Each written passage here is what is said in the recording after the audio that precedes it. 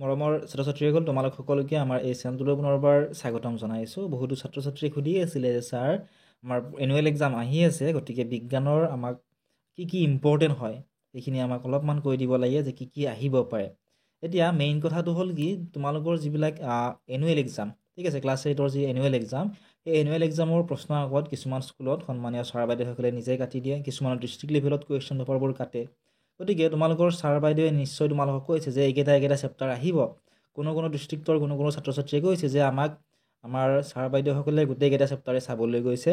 আন কোনো ডিষ্ট্ৰিক্টৰ ছাত্ৰ-ছাত্ৰীসকলে আমাক হোৱাটছএপত কৈছিলে যে আমাক স্পেচিফিকেলি কেইটামান চেপ্টাৰ, যেনে চেপ্টাৰ নম্বৰ অধ্যায় নম্বৰ 8, 9, 10, 11 এনেকুৱা ধৰণে চাব কৈছে।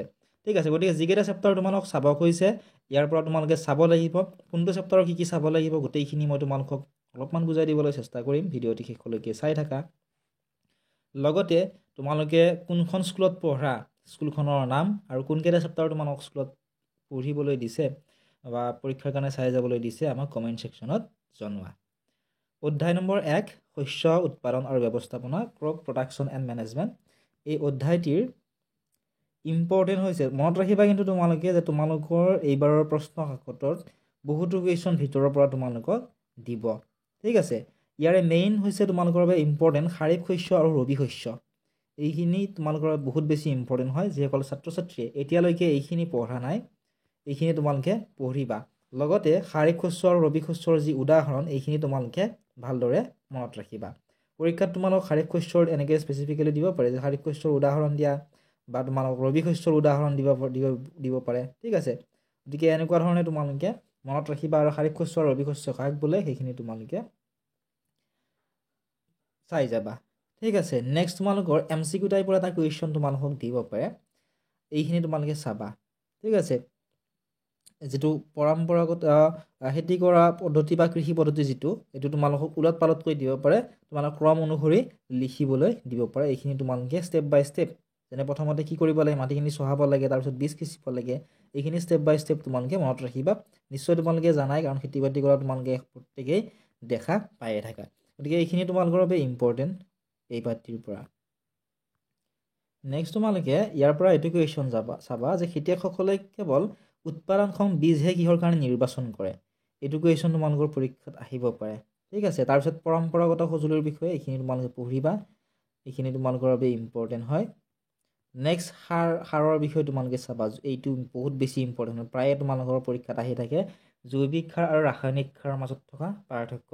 এতিয়া তোমালোকে জৈৱিক সাৰ কাক বোলে, জৈৱিক সাৰ কেনেদৰে প্ৰস্তুত কৰা হয়, জৈৱিক সাৰৰ উদাহৰণ, ৰাসায়নিক সাৰৰ উদাহৰণ, এইখিনি যদি তোমালোকে চাই যোৱা তোমালোকে পৰীক্ষাত সেইখিনিৰ পৰাই তোমালোকে পাৰ্থক্য কৰি ধুনীয়াকৈ বনাই তোমালোকে লিখিবলৈ পাৰিবা। গতিকে এইখিনি ইম্পৰ্টেণ্ট হয়, জৈৱিক সাৰ আৰু ৰাসায়নিক সাৰৰ মাজত থকা পাৰ্থক্য।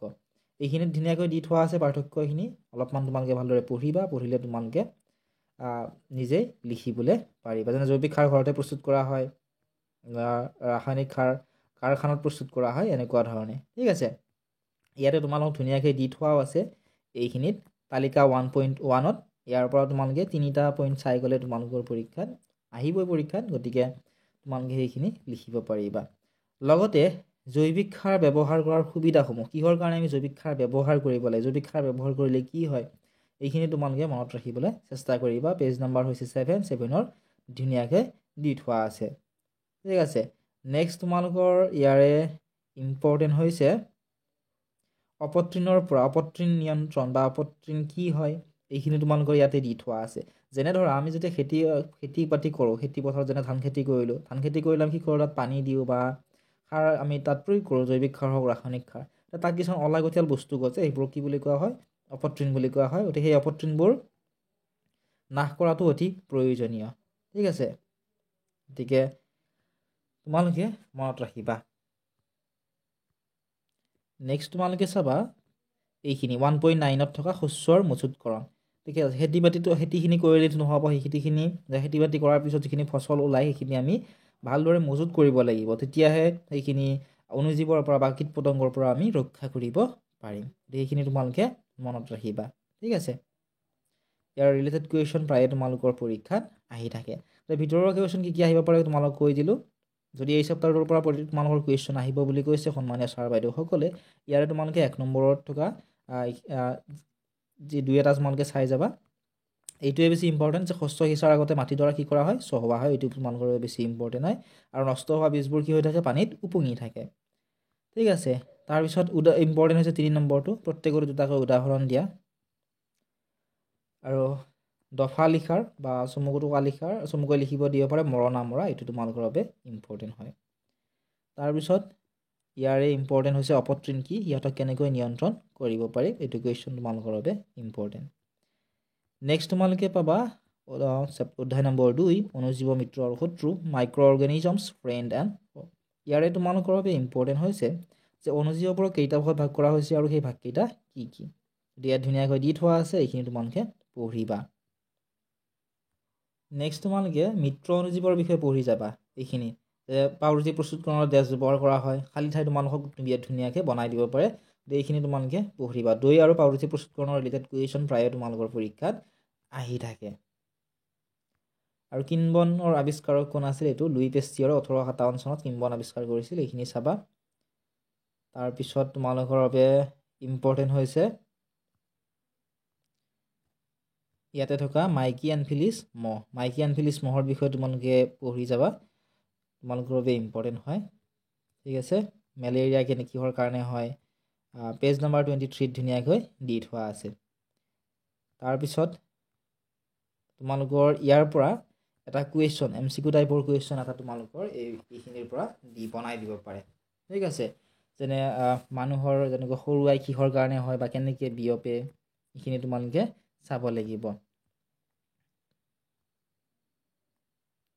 নেক্সট প্ৰায় কুৱেশ্যন আহি থাকে যে বায়ুমণ্ডলত আটাইতকৈ বেছি পৰিমাণে থকা গেছবিধৰ নাম কি বায়ুমণ্ডলত আটাইতকৈ বেছি পৰিমাণে থকা গেছবিধৰ নাম হৈছে নাইট্ৰজেন গেছ যদিও তোমালোকৰ ইয়াত 78% দিয়া আছে একচুৱেল যিটো হয় 78.08% তোমালোকৰ হয়তো প্ৰশ্নকাকতখন এনেকুৱা ধৰণে দি থব পাৰে এইটো কিন্তু কাৰেক্ট হ'ব ঠিক আছে বা তোমালোকৰ ডিৰেক্টলি 78% বুলি দিব পাৰে এতিয়া ভালদৰে তোমালোকে এইখিনি মনত ৰাখিবা বায়ুমণ্ডলত থকা কোনবিধ গেছ কিমান পৰিমাণ আছে যেনে অক্সিজেন আছে 20.94% যিটো 21% বুলিও ধৰা হয় ঠিক আছে গতিকে চাবা 1 নম্বৰটো চাবই লাগিব এইটো চাবা নিশ্চয় মুখস্থ তোমালোকৰ আছেই তাৰপিছত ইয়াৰে ইম্পৰ্টেণ্ট হৈছে এইটো 1 নম্বৰ 2 নম্বৰ 1টো আৰু F2 ইম্পৰ্টেণ্ট তোমালোকৰ পৰীক্ষাৰ কাৰণে নেক্সট তোমালোকে 4 নম্বৰটো চাবা তাৰপিছত ইয়াৰে ইম্পৰ্টেণ্ট হৈছে 6 নম্বৰ আৰু 8 নম্বৰটো এই দুটা কুৱেশ্যন তোমালোকৰ বাবে ইম্পৰ্টেণ্ট হয় গতিকে চিন্তি লোৱা তোমালোকে আৰু যদি ভিডিঅ'টো চাই ভাল পাইছা ভিডিঅ' লাইক কৰি দিয়াৰ লগতে চেনেলটো ছাবস্ক্ৰাইব কৰি দিবলৈ নাপাহৰিবা নেক্সট আমি পাম অধ্যায় নম্বৰ 3 সাংশ্লেষিক আৰু প্লাষ্টিক এই অধ্যায়টিৰ ইম্পৰ্টেণ্ট হৈছে এইখিনি ইম্পৰ্টেণ্ট যে চেলুলজ হৈছে এক বহুযোগী হৈছে এক বহুযোগী যাক চেলুলজ বুলি কোৱা হয় এইখিনিৰ পৰা MCQ টাইপৰ কুৱেশ্যন ইয়াৰ পৰা তোমালোকৰ পৰীক্ষাত দি দিয়ে ঠিক আছে এইটো চাবা তোমালোকে পৰীক্ষাত অহাৰ চান্স আছে নেক্সট ইয়াৰে ইম্পৰ্টেণ্ট হৈছে এই পৰ্বতাৰোহীৰ ৰিলেটেড কুৱেশ্যন প্ৰায়ে তোমালোকৰ পৰীক্ষাত আহি থাকে গতিকে পৰ্বতাৰোহণত কি ব্যৱহাৰ কৰা হয় নাইলনৰ আহৰ ব্যৱহাৰসমূহ কি এইখিনি তোমালোকে চাবা তাৰপিছত পলিয়েষ্টাৰ কি হয় প্ৰাকৃতিক নে সাংশ্লেষিকা এইখিনি তোমালোকে চাব লাগিব এইখিনি তোমালোকৰ বাবে বহুত বেছি ইম্পৰ্টেণ্ট ঠিক আছে নেক্সট তোমালোকে ইয়াতে থকা এইটো চাবা MCQ টাইপৰ কুৱেশ্যন দিয়াহে পলিয়েষ্টাৰ এইখিনি কিহৰ দ্বাৰা গঠিত কেনেকৈ গঠিত দুটাখিনি ইয়াতে দি থোৱা আছে এইখিনি তোমালোকে চাবা নেক্সট ভেৰি ইম্পৰ্টেণ্ট কুৱেশ্যন এইটো থাৰ্মোপ্লাষ্টিক বা তাপনমনীয় বা তাপদৃঢ় প্লাষ্টিক কি হয় এইখিনি তোমালোকে মনত ৰাখিবা লগতে এইটো মনত ৰাখিবা থাৰ্মোপ্লাষ্টিকক যে তাপনমীয় প্লাষ্টিক বুলি কোৱা হয় বা থাৰ্মোচেটিং প্লাষ্টিকক যে তাপদৃঢ় প্লাষ্টিক বুলি কোৱা হয় বহুতো ছাত্ৰ ছাত্ৰীয়ে তাপদৃঢ় আৰু তাপনমনীয়টো মনত থাকে কিন্তু পৰীক্ষাত থাৰ্মোপ্লাষ্টিক বা থাৰ্মোচেটিং বুলি দিলে ছাত্ৰ ছাত্ৰীসকলে নোৱাৰে গতিকে সেইটো তোমালোকে মনত ৰাখিবা এইটো তোমালোকৰ পৰীক্ষাৰ বাবে বহুত বেছি ইম্পৰ্টেণ্ট হয় নেক্সট তোমালোকে বাবে ইম্পৰ্টেণ্ট হৈছে 4R নীতিটো 4R নীতিটো হৈছে অৰ্থাৎ এটা আৰেৰে কি বুজায় ৰিডিউচ আনটো আৰেৰে বুজায় ৰিচাইকেল এটাই বুজায় ৰিইউজ আৰু এটাই বুজায় ৰিকভাৰ টোটেল কি হয় 4R নীতিটো ৰিলেটেড কুৱেশ্যন প্ৰায় পৰীক্ষাত আহি থাকে বহুত বেছি ইম্পৰ্টেণ্ট তোমালোকৰ পৰীক্ষাৰ বাবে গতিকে ভালদৰে তোমালোকে পঢ়িবা 3 নম্বৰ তোমালোকে চাবা, এইটো ইম্পৰ্টেণ্ট হয়। 3 নম্বৰ এটা কুৱেশ্যন হয়তো ইয়াৰ পৰা তোমালোকৰ 1 নম্বৰ এটা দিব পাৰে। ঠিক আছে, নেক্সট তোমালোকে চাবা এইটো তাপন নমুনা, আৰু এইটো ক'লোৱে, এইটো চাবা 5 নম্বৰ আৰু 6 নম্বৰ কুৱেশ্যনটো ইম্পৰ্টেণ্ট হয়। তাৰপিছত 12 নম্বৰটো চাবা, এইটো কুৱেশ্যন। নেক্সট তোমালোকে পাবা অধ্যায় নম্বৰ 4 পদাৰ্থ, ধাতু আৰু অধাতু। এই অধ্যায়টিৰ পেজ নাম্বাৰ 51ত থকা এই বিক্ৰিয়াটো তোমালোকে চাই যাবা। এই বিক্ৰিয়াটো প্ৰায়ে পৰীক্ষাত দি থৈ দিয়ে, এইটো বিক্ৰিয়া ইম্পৰ্টেণ্ট তোমালোকৰ পৰীক্ষাৰ বাবে। তাৰপিছত ইয়াৰে ইম্পৰ্টেণ্ট হৈছে কুৱেশ্যন নম্বৰ 3টো ইম্পৰ্টেণ্ট। এটা 1 নম্বৰৰ MCQ টাইপৰ এটা কুৱেশ্যন দিব পাৰে বা তোমালোক খালী ঠাইবোৰ পৰা দিব পাৰে। 4 নম্বৰটো চাবা শুদ্ধ আৰু অশুদ্ধ। নেক্সট তোমালোকে ইয়াৰে কাৰণ দৰ্শোৱা চাবলৈ কাৰণ দৰ্শোৱা তোমালোকে চাবা, ইম্পৰ্টেণ্ট হৈছে এইটো A নম্বৰটো আৰু D নম্বৰটো তোমালোকৰ পৰীক্ষাৰ বাবে ইম্পৰ্টেণ্ট। লগতে 8 নম্বৰটো তোমালোকে চাবা। এইখিনি আছিল আজিৰ এই ভিডিঅ'টিত। পাৰ্ট 2ত আমি অধ্যায় নম্বৰ 5ৰ পৰা কি চাব লাগে তোমালোকক কৈ দিবলৈ চেষ্টা কৰিম। যদি তোমালোকৰ পাৰ্ট 2 লাগে বা ভিডিঅ'টো চাই ভাল পাইছা, ভিডিঅ'টো লাইক কৰি দিয়াৰ লগতে চেনেলটো ছাবস্ক্ৰাইব কৰি দিবলৈ নাপাহৰিবা। পাৰ্ট 2 লাগে যদিহে কমেণ্ট কৰা, আমি চেষ্টা কৰিম তোমালোকক পাৰ্ট 2ত ইম্পৰ্টেণ্ট কেইটামান কুৱেশ্যন তোমালোকক দিবলৈ।